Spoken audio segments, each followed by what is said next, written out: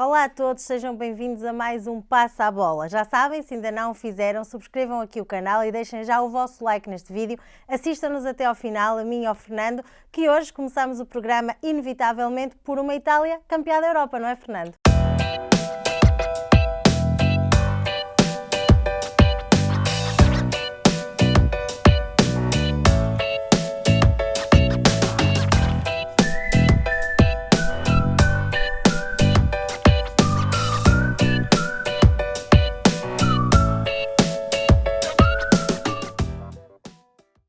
Sim, olá, boa tarde Ana, e boa tarde a todos os nossos ouvintes, e felicitar aqui o Passa a Bola porque acertamos. Exatamente, mesmo antes, quase antes de começar o campeonato, o europeu.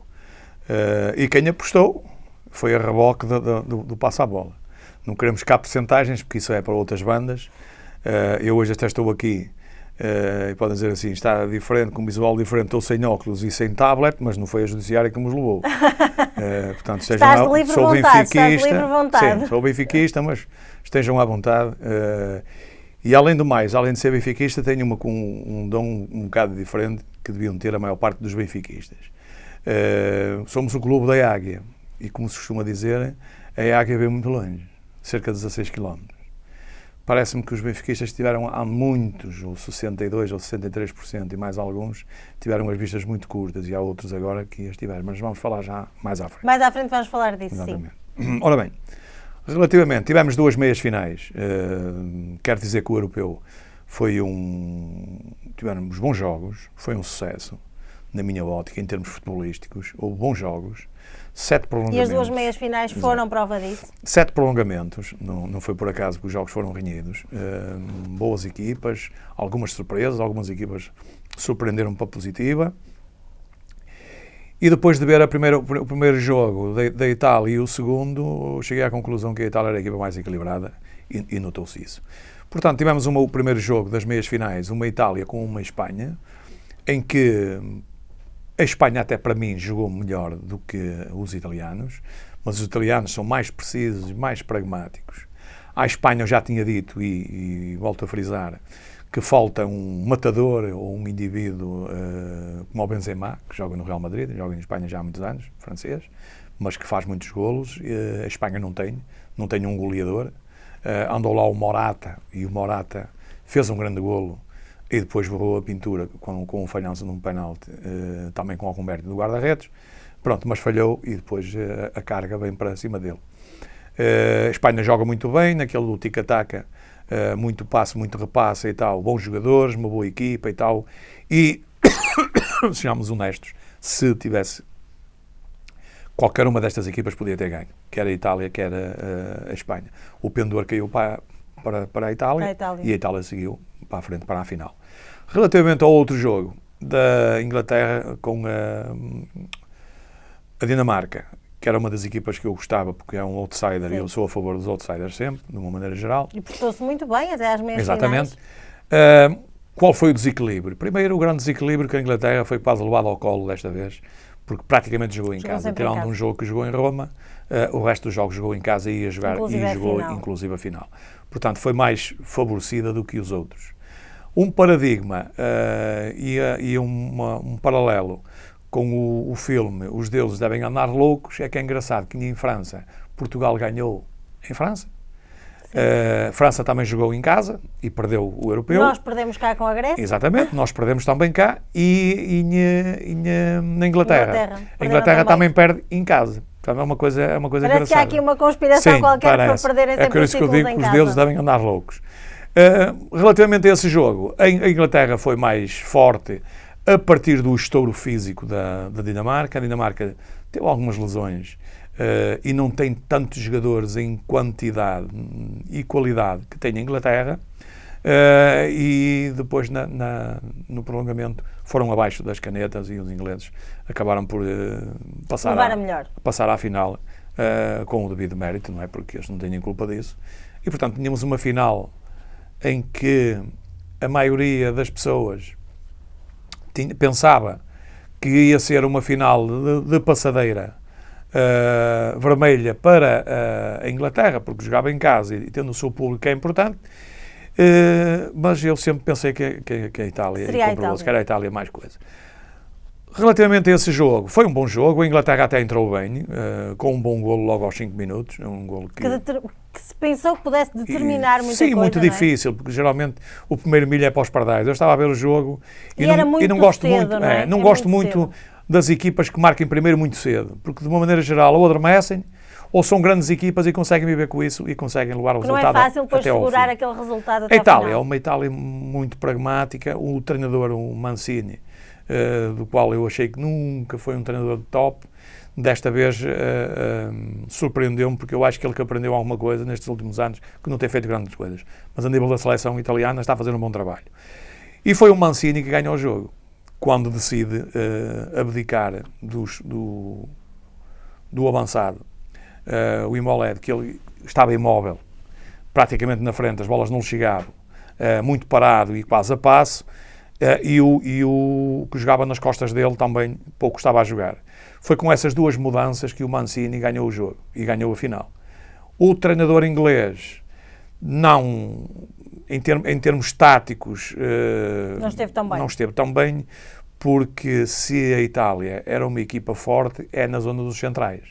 E meter lá o Kane... Foi onde ele fragilizou a equipa. Exatamente, que é um grande jogador. Era o que eles querem, não é? Geralmente dois centrais, quando são duros, de rins, como são o caso dos italianos, são valentes, têm muita experiência, que jogam juntos há muitos anos. Já têm uma certa idade portanto, jogam bem. Jogam com experiência. Muita experiência daquilo. Ora, e o que eles querem, chamam-lhe um figo, costuma-se dizer, em linguagem futebolística, que se chama um figo quando a gente vê ali um indivíduo para marcar. Foi o caso. Para mim, o selecionador inglês pecou porque tirava, embora ele seja um grande jogador, um grande avançado, sendo um dos melhores do mundo, entendo eu no lugar dele tinha-o tirado. E desestabilizava um bocado aquela zona central da Itália, porque eles não sabiam quem é que havia de marcar. Teria metido lá um jogador mais rápido, um jogador com mais mobilidade, para os tirar dali e os médios entrassem mais facilmente na retaguarda italiana. Assim não fez. Fez para lá umas trocas, deixou alguns jogadores, como o Rashford, que eu acho que tem lugar na equipa, não entendo como é que é suplente, vejo lá na Inglaterra alguns mais fracos, em detrimento de outros que estão lá no banco, que são mais fortes, mas isso o treinador é que sabe, e portanto tivemos depois um prolongamento que praticamente ambas as equipas deu-me a impressão que queriam ir aos penaltis, estavam já também cansadas também, não é, porque fizeram alguns jogos e alguns prolongamentos também, quer um, quer outro, e deu-me a entender que eles estavam interessados em ir aos penaltis. Nos penaltis... Como tu já disseste, não é uma questão de sorte, não, é uma questão de sabedoria. Exatamente. E o Donnarumma, que para mim é um bom guarda-redes, mas não um guarda-redes de top, na minha ótica, ele tem uma coisa de bom, ele é um grandalhão. E um grandalhão daqueles na baliza complica um bocado. Ocupa mais espaço na baliza, complica um bocado, porque depois ele tem muita calma, ele parece que não se passa nada. E isso, parecendo que não, para quem joga a bola e vai marcar um penalti, mesmo com categoria, ver um guarda-redes daqueles que parece que não se passa nada, não é? Muda um bocado, mexe um bocado, não é? Que fará aqueles indivíduos, que é o caso dos ingleses mais novitos, que mal tinham entrado no jogo, ainda nem sequer estavam quentes, não é? Como se diz na gíria futebolística, e metê-los logo a marcar penaltis. Não acredito que na Inglaterra não houvesse lá indivíduos com mais experiência e quisessem marcar. Não quer dizer que a Inglaterra perdesse na mesma, podia perder, mas temos que manter aqueles indivíduos com alguma experiência. Se é a última das últimas porque chances, temos de tentar, sabe, não é? É um peso muito grande. Até começaram bem os ingleses na marcação dos penaltis, porque a Itália falhou logo o primeiro penalti e estávamos convencidos, conforme o jogo marcou a Inglaterra primeiro, nos penaltis falhou a Itália primeiro, estávamos convencidos, mas não. Acabou por ser a Itália com mais experiência, mais ratice e mais calo para estas coisas, acabar por levar o troféu. E é um troféu bem ganho, não há nada que dizer. Justo, merecido. A Itália ninguém lhe ganhou, não é? Exatamente. Portanto, desde foi o uma começo equipa do super campeonato. constante desde o sempre início. A subir de ritmo até ao fim do campeonato. Portanto, é uma vitória meritória. Não é uma vitória por sorte, como já houve algumas que tiveram, nomeadamente a portuguesa, que pouco jogou. Em 2016 pouco jogámos e tivemos um chouriço, que sai de longe a longe, 10 em 10 anos ou mais. Não, a Itália não mostrou futebol, mostrou que já não é aquele catanácio que jogavam antigamente e mostrou ser uma equipa capaz e está aí para o futuro, não é? Eles também não é por acaso que era o 30º, ou 33º ou 34º jogo sem perder. Não é? Portanto, E daqui a 3 anos, que agora serão 3, temos mais europeu. E temos o Mundial. E temos o Mundial, entretanto, sim, exatamente. que eles vão lá estar. Porque a Itália, não devemos esquecer que ficou arredada e foi por isso que trabalhou um pouco melhor, provavelmente, e mentalizaram-se que tinham que lá estar, sempre lá estiveram, ficaram arredados do último Mundial. As pessoas não podem esquecer disso, que isso é muito importante. Nunca tinha acontecido. Relativamente ao europeu, pode ter dado ali também uma motivação extra. Exatamente. E do europeu, passamos para a Copa América. Se acertarmos o palpite no europeu, não acertamos na Copa América. A Copa América escreveu-se... É outro país que perde em casa. Sim, exato. E que nunca tinha perdido. Nem a Argentina nunca tinha ganho lá nenhum torneio ou uma prova importante na coisa, tirando o Uruguai, que ganhou lá o Mundial também. A Argentina não foi mais, foi um jogo equilibrado, em que, para mim, volto a frisar, o Brasil é o mais fraco Brasil dos últimos meia dúzia de anos, vai lá para não dizer mais. Acho que há ali jogadores brasileiros, bons jogadores, Neymar e outros, mas há outros que não têm valor para jogar no Brasil. Não consigo entender como é que uma nação como o Brasil, que tem lá jogadores, que aquilo até é de sobra, não tem lá melhores jogadores do que aqueles que estão na seleção. Tenho as minhas dúvidas, mas como aqui em Portugal também, é pelos empresários e pelos treinadores, no Brasil passa-se exatamente a mesma coisa. É quase igual. Portanto, o Brasil jogou com uma Argentina que começou a jogar mais um bocado para o Messi. O Messi, enfim, ganhou outro espírito de equipa e tal, e já tinha demonstrado nas meias finais, tinha feito um bom jogo, fez os 2 golos e esteve no terceiro também. A Argentina também não tem nada, também é uma equipa nada de especial. Para ganhar o Mundial não chega, o Brasil também não chega com aquela equipa para ganhar o Mundial, de certeza absoluta. Destacam-se ali naquela competição, não é? Depois foi um jogo muito quesilento, porque aquela futebol sul-americana é um bocado complicado. A partir do momento que a Argentina marca, depois há ali umas tentativas de agressões, uns empurrões e tal, aí o jogo foi muito quesilento, o árbitro deu-se ali com palpas de aranha para controlar um pouco o jogo. O Messi poderia ter feito o resultado, ou decidido mais cedo, aos 87 minutos, porque tem um falhanço daqueles incríveis, porque acho que ele que escorrega na bola, está à frente do guarda-redes. Muito dificilmente, em circunstâncias normais, ele falha aquela bola. Porque, mas ali escorregou, ou a rel, ou qualquer coisa do género, e o guarda-redes ficou com a bola, que é outro dos grandes valores também, o guarda-redes brasileiro, e então com os pés, para mim é o melhor guarda-redes do mundo. Mas sem comparação possível. Não há ninguém a jogar com os pés, como joga o Ederson, o brasileiro, que já foi guarda-redes do Benfica, não é por ser do Benfica, mas ninguém joga como ele com os pés. Ele parece um indivíduo de campo, um jogador de campo. E essa valência aí a mais que faz a diferença, e isso conta muito. Já no Benfica ele deu alguns campeonatos ao Benfica, precisamente pelas bolas que metia a 40, 50, 60, 70 metros com uma facilidade espantosa. E, portanto, ganhou a Argentina com algum mérito do Brasil, que toda a gente contava que o Brasil fosse ganhar, e eu também, porque vi a Argentina em 2 jogos, a Argentina pouco jogou, mas acabou por superiorizar-se e fazer ali animicamente, a meia final com a Colômbia fez bem à Argentina. E pronto, e acabou por ganhar o troféu. E escreveu-se torto por linhas direitas, como se costuma dizer, porque era para ser na Argentina e acabou por ser no Brasil. E eles acabam por levar o troféu para casa na mesma. Leva 2 derrotas ao Brasil, com o levar para lá a Copa América, que não tinha interesse nenhum, podiam ter adiado perfeitamente, dissemos isso aqui várias vezes. E o Covid também, que foi outra desgraça também. Houve lá equipas que foram altamente massacradas com durasse aquilo mais uma semana e seria muito complicado. Há equipas que poderiam não ter jogadores, é o caso da Venezuela, que foram quase todos afetados. É um facto. Sim. Por cá, também estamos ao rubro, não é, Fernando? Com a notícia da detenção de Luís Filipe Vieira. Ora bem, eu já disse que era benfiquista e os benfiquistas devem ver porque tem o símbolo da águia. Com uma distância como vêem as águias. Mas infelizmente não vêem. E no Benfica a situação está um grande imbróglio. Porquê?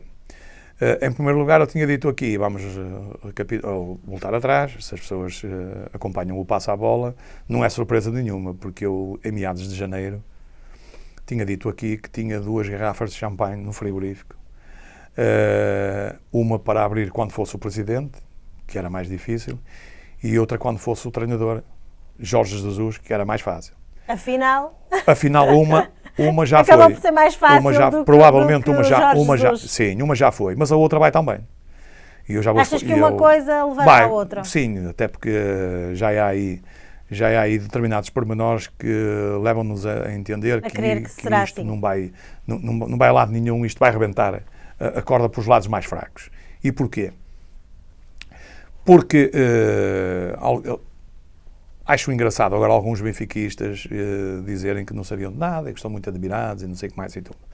Mas na minha terra, que é aqui do Norte, e é do Norte, mas de Portugal, tanto de Portugal, costuma-se dizer que tanto é ladrão que rouba como ao que fica a vigiar, não é?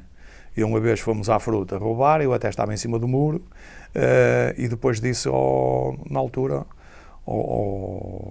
quando fui chamado pelo Presidente da Junta, ele disse ao menino, olha, eu não roubei nada, eu só estava a vigiar. Pois é, menino, mas quem é ladrão, tanto é ladrão que rouba como ao ficar a vigiar.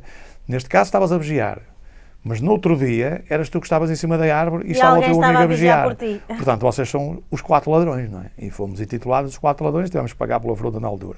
Pagou a minha mãe a fatura.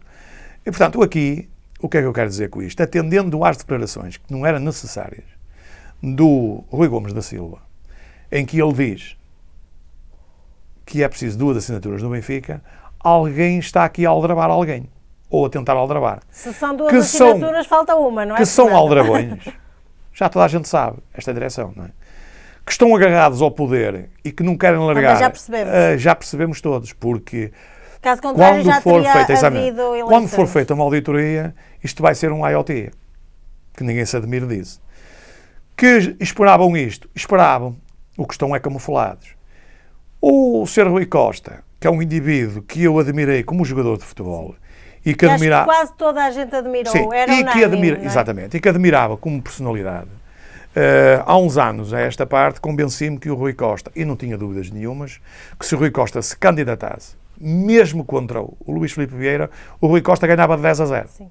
Porque era realmente noutras circunstâncias. Muito querido dos benfiquistas. A partir do momento que o Rui Costa, a reboque, foi para esta direção, foi ostracizado por Vieira. Ele quase que desapareceu, exatamente. Não é, Houve temos um período, essa ideia de que as pessoas estão esquecidas. Houve um período que o Rui Costa Costa não sabia o que é que fazia no Benfica. Exatamente, é isso. Foi encostado às boxes. Aliás, andava eu para acho lá. que a grande maioria sabe agora que ele é vice-presidente porque ele assumiu as funções, não é? Não, mas agora já era. Sim, mas mesmo assim, a dimensão que ele assumia não era o suficiente para ser reconhecido. Sim, claro, mas isso é agora. Mas isso agora ele já era vice-presidente. Exatamente. Mas nós já lá vamos. Cá aí outra parte mais grave, que ninguém entende, não é?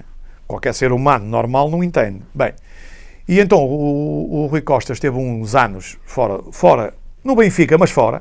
Não se sabia fora o que ele dos fazia. holofotes. Toda a gente perguntava o que é que anda para aí a fazer o Rui Costa, é o que sabe mais de futebol, sabia. não sei o que mais, e ninguém sabia porque ele não fazia nada. Estava ostracizado pelo Presidente. O Presidente, um dia, provavelmente comprou, não é? Deu-lhe um ordenadão, não é? Ganhava 40 mil por mês, no Benfica, e convidou agora, ultimamente, para vice-presidente da SAD. Sem ordenado.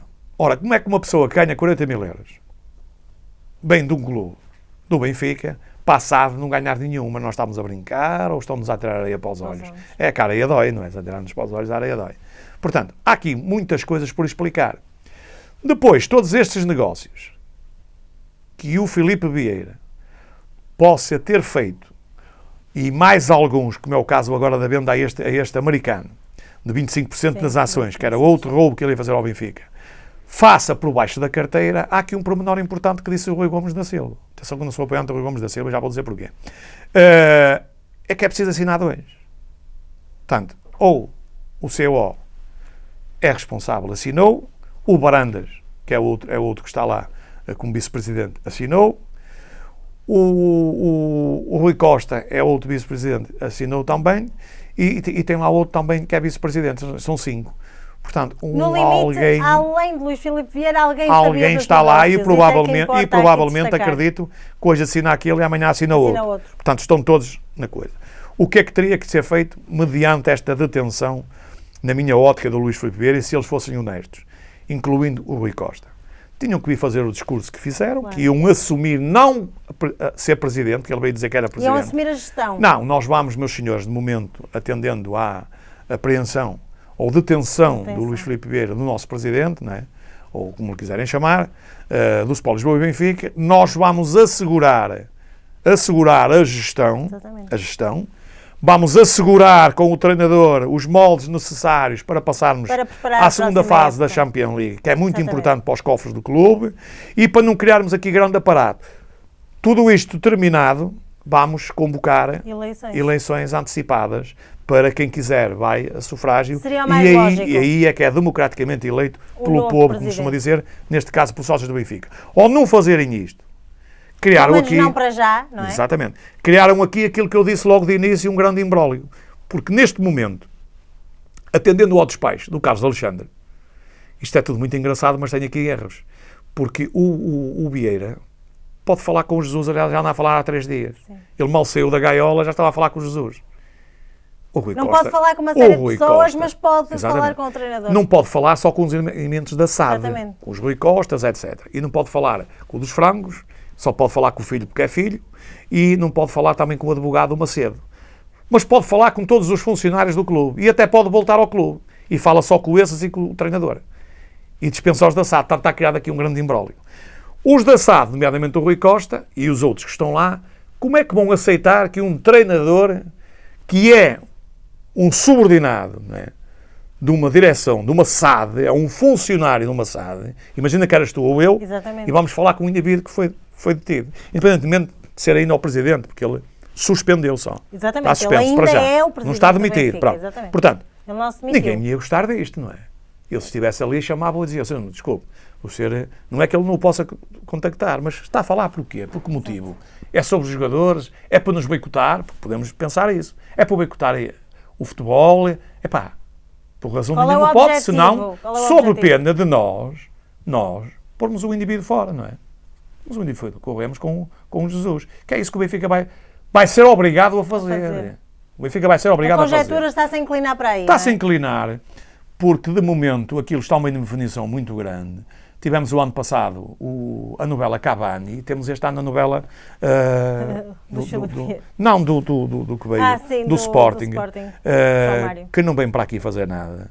É um jogador banal, na minha ótica. É um jogador, exatamente. É um jogador do qual o Benfica não necessita para nada, pelo contrário, tem lá jogadores que fazem perfeitamente o lugar dele. Não vem acrescentar nada, só vem acrescentar guerras. E 2 guerras. A primeira ao Sporting, sem necessidade. A segunda, ao próprio plantel. E porquê? Porque vai ser o indivíduo mais bem remunerado. Toda a gente aceita. Cai ali de paraquedas. Exatamente. E ainda E toda a gente aceita no balneário, já passei por balneário, sei muito bem como é que é isto. Toda a gente aceita que o indivíduo mais bem remunerado é o melhor jogador. Não vai aceitar é o João Mário. Porque o João Mário não é o melhor jogador que está lá no Benfica. E portanto, como essa questão é discutível, também vai gerar algum desconforto. Vai começar logo por aí. E depois os outros vão se sentir que estão encostados pelo treinador, porque o treinador quer ir buscar agora os outros 2 indivíduos. E de quem se fala também que poderá ir é um indivíduo do Flamengo chamado Di Paula. Olha, vou dizer que o Alfa Semedo, que provavelmente pode ir parar ao Braga por troca com o Al-Musrati e mais 12 milhões ou 13 e mais 2 jogadores, é superior ao Di Paulo que está a jogar no Flamengo. Porque o Flamengo está de rastros e estava na alturinha, se a direção do Benfica fosse inteligente e conseguisse dar a volta ao cobeiro do Flamengo, levavam-no para lá direitinho, que ele gostava muito de ir para lá agora recuperar o Flamengo, que eu agora é que via quem é o treinador Jorge Jesus a recuperar o Flamengo agora que já saíram alguns. Que está neste momento já com 13 agora pontos. Agora não é a equipa que ele teria, exatamente, que tinha na altura. No Campeonato Brasileiro, neste momento, o Flamengo está com 13 pontos a menos em meia dúzia de jogos para o Abel do Palmeiras, que é uma equipa muito inferior à que tinha o Flamengo. O Flamengo está com vários problemas, jogadores que saíram, etc, etc. Isso é que eu gostava de ver. E também gostava de ver o Sr. Jorge Jesus fazer uma coisa que fez o Sérgio Conceição, que é preciso dar valor a estas pessoas. Para mim é que são treinadores. Que foi que chegou aqui ao Futebol Clube do Porto, fez a aquisição de um guarda-redes e mais nada e ganhou o campeonato. Eu gostava de ver o Jorge Jesus dizer à direção... Com a equipa que já estava. Vou ficar com esta equipa, vamos trabalhá-los melhor, é mais um ano, já estão mais adaptados e não sei o que mais. Vamos à luta e vamos ver o que é que conseguimos. Por acaso. O que ele quer é mais meia dúzia de brasileiros, bem daquele, bem do 31 anos, bem do 32, bem do 33. Se for brasileiros ainda melhor, ou sul-americanos, é o que ele quer. Os jogadores portugueses, ele pouco vai apostar neles e, portanto, vai criar um conflito que já criou. Já há um problema disciplinar no Benfica com o Krobinovic, porque, segundo se consta, um treino de jogo com o Sport da Covilhã, ele não o meteu. E disse ao adjunto que só o metia se alguém se magoasse. Portanto, isso é logo desprezar um jogador. Portanto, não tem classe, nunca teve, e eu continuo a dizer, é um indivíduo que está a mais. Atendendo às circunstâncias do Benfica neste momento, aquilo está iminente um vulcão. Façam de conta que o Benfica neste momento está como aos vulcões que estão adormecidos, mas que vai arrebentar, já arrebentou, mas ainda vai arrebentar mais. Portanto, ninguém espera nada do Sport Lisboa e Benfica nos próximos tempos, pelo contrário, porque o Benfica vai provavelmente ser eliminado na primeira eliminatória, depende da equipa, porque ainda não vai ter a equipa preparada, porque ele não a está a preparar, porque está a entrar em guerra com alguns jogadores que devia estar, e ninguém sabe. E depois, como é que conseguiu andar um ano no Benfica? Começou em 4-4-2, que é o sistema dele, passou depois para o 3-4-3, depois já passou para o 4-4-2 outra vez, e agora está outra vez no 4-4-2, mas não sabe se vai jogar com 3, se vai jogar com 4. Ora, uma indefinição do treinador perante os jogadores todos, que eles se apercebem, não é? Fragiliza o próprio treinador e a equipa em si. Portanto, eu estou perfeitamente à vontade, depois diga que sou adivinho, para prever que o Benfica parte dos 4, eu já considero o Braga, parte até atrás do Braga para o próximo campeonato. Não quer dizer que fique atrás em termos classificativos. Mas já parte campeonato. Assim. Mas no começo, o Benfica, neste momento, está a partir atrás do Braga. O Braga está a trabalhar bem, tem alguns elementos recuperados de algumas lesões.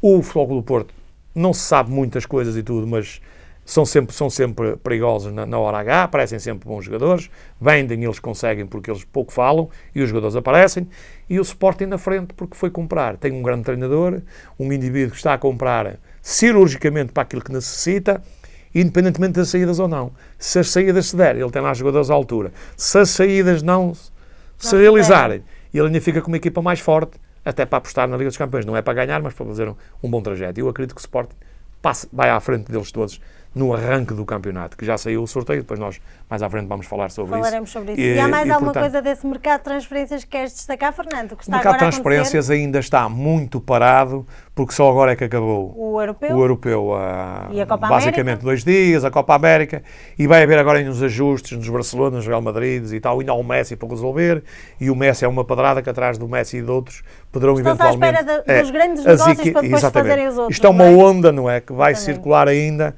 E alguns vão a ainda temos tempo, sim, ainda temos tempo, e provavelmente ainda vai haver aqui algumas saídas dos grandes e algumas entradas, e depois mais à frente iremos falar sobre os plantéis já constituídos.